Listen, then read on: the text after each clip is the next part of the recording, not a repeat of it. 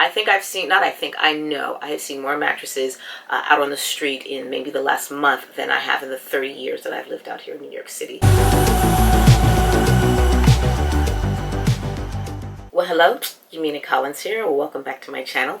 You know, normally I do makeup and beauty videos, but today I wanted to talk a little bit about the great New York escape that many of you have probably been hearing about. You've been hearing about the fact that the wealthy are leaving and the billionaires are leaving, and you know, it's becoming like the apocalypse out here in New York. Well, I wanted to share my perspective and my experience. I do live in Manhattan, and you know, to share the good and the bad, but to also just kind of let you know, I do think that rumors of our demise have been greatly exaggerated. So first of all, in terms of people leaving, yes, a lot of people have been leaving. As a matter of fact, I decided a couple weeks ago I was going to take my camera out and just film all the mattresses I was seeing out on the street, because I was like, wow, a lot of people are, you know, they're packing up, they're leaving, they're putting their mattresses out on the street with the garbage. And I thought I'd find, you know, maybe a few, 5, 6, 7, 8, 9, 10. But I have seen mattress after mattress after mattress after mattress after mattress after mattress on the street with the garbage, which means obviously people are, you know, like I said, packing up and leaving. And it got to the point where I got sick of seeing mattresses on the street, and I still am sort of sick of seeing them. It's like everywhere I turn. I know I have seen more mattresses out on the street in maybe the last month than I have in the 30 years that I've lived out here in New York City. So that's, you know, that's the bad part. I've been hearing a lot of the wealthy are leaving and the billionaires are leaving and, you know, all this stuff. But here's what I think could be the good part about that. And I'm not against rich people or anything like that, but I've heard billionaires don't pay taxes anyway. So if they leave, I'm like, meh. The other thing that I was reading in an article is that it is causing some prices in apartments to lower. You know, New York has always been way too expensive. I think it's second only to San Francisco.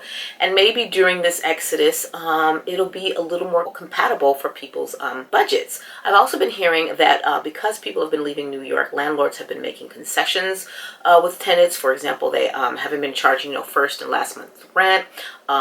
They're even giving like a month free rent, and even in some cases they are not having the broker's fee, although there's some sort of law where that's kind of being fought now anyway about the whole broker's fee. But the point is right now that there are, like I said, landlords are giving more concessions to people. So maybe in the future, more people will be able to afford New York. And I have to say that carefully, because the prices aren't going from overly expensive to cheap. They're going from overly expensive to like expensive. But maybe that can be a good thing. You know, the rent is too high here. Subways. So when the pandemic first hit, I felt so unsafe on the subway. Now here's the thing. Normally I will get on a subway and I have no problem riding the subway at like midnight, literally. And because it's usually very crowded, I feel fine.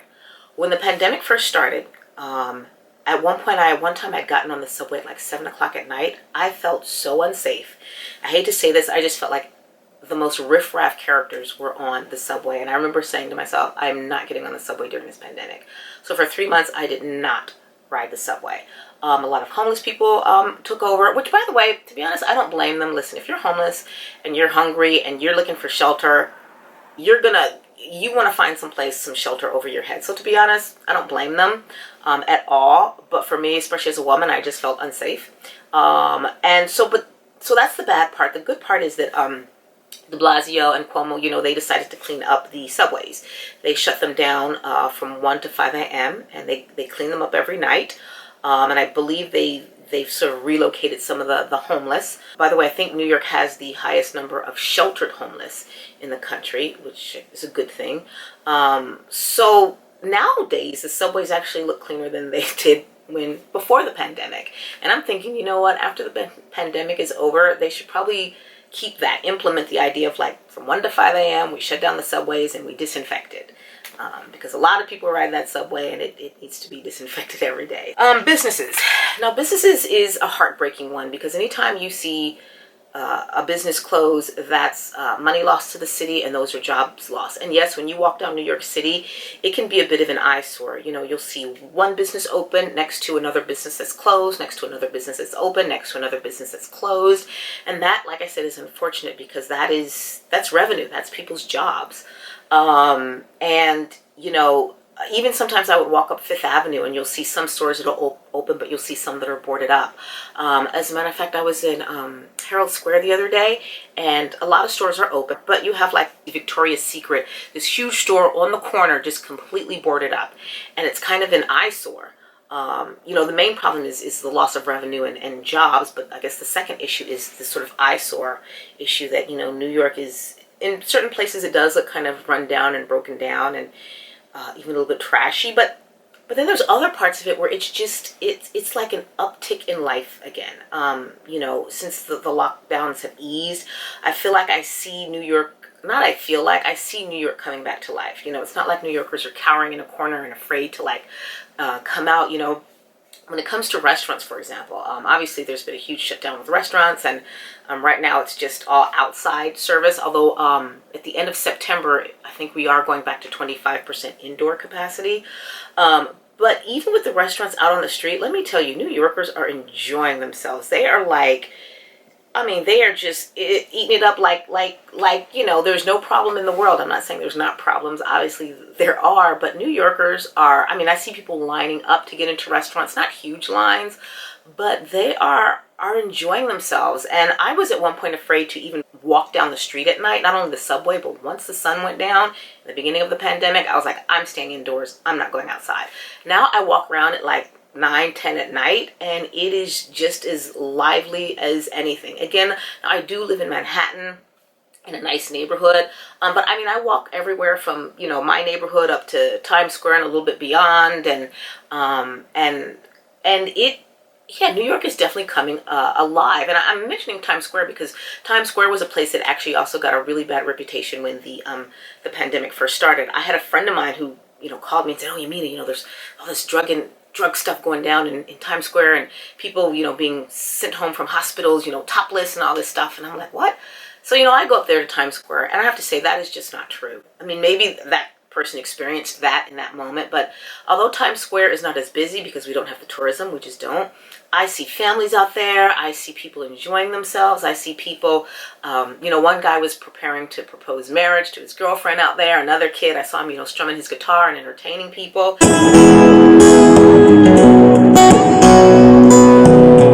And Times Square, even when I'm out there sometimes at 10 at night, I feel very safe. In the beginning, I didn't, like I said, but now I feel very safe. I think the one sort of tragedy about Times Square and Rockefeller Center, which I'll get into in a moment, is just it's not as busy, like I said. And Times Square has no Broadway shows. Or if you go on 42nd Street, you'll see the McDonald's boarded up and the Wax Museum just closed. And so it can feel at times eerily empty. Like, wow, it's just dead. Like, there's no life here when there used to be so much life. I'd say that's kind of the bad part about Times Square. But it doesn't feel unsafe. It just feels different, quieter, but you still do see a lot of people out there. One place that still feels very eerily empty is Rockefeller Center. If you know anything about Rockefeller Center, it's the home of where they have the Christmas show and the Rockettes and lots of tourists, and they have Saks Fifth Avenue. And I was there the other day, beginning of September, when you would have a lot of tourists, and it was just ghost town. When I say ghost town, Times Square is not a ghost town. It's not as busy, but it's not a ghost town. Rockefeller Center is a ghost town. You might see 2-3 people out there. It is a ghost town. And that is unfortunate because it's probably going to stay that way for a while. Because, for example, Radio City Music Hall is they're not going to have a Christmas show this year. So that whole area is probably just going to be pretty dead for a while. And that's kind of sad. Again, that's revenue, that's business.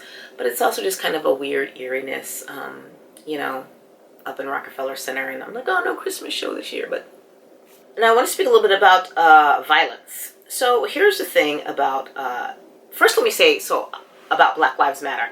My experience with Black Lives Matter is that it's been very peaceful. I've attended 3 protests and I ran into 2 of them when I was out walking. I was like, oh.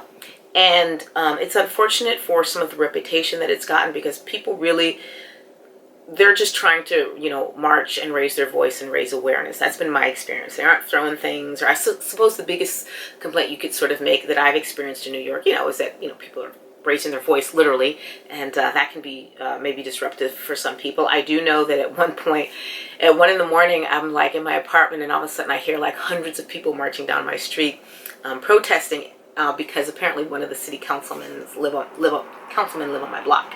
And at first I was really irritated. I was like, oh, 1 in the morning, you know, be quiet. That's what I wanted to yell.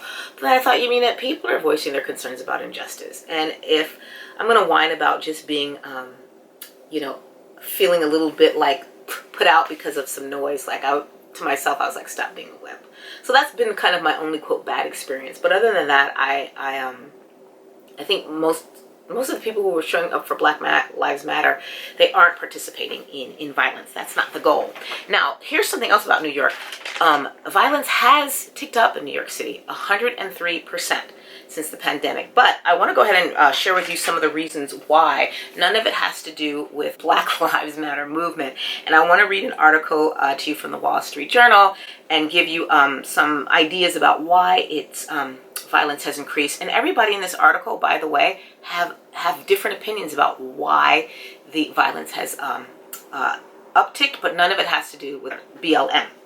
So Mayor de Blasio, his opinion is that, you know, it's a backlog in the court system, and that there's been a hindrance of prosecutions, and that caused an uptick in violence.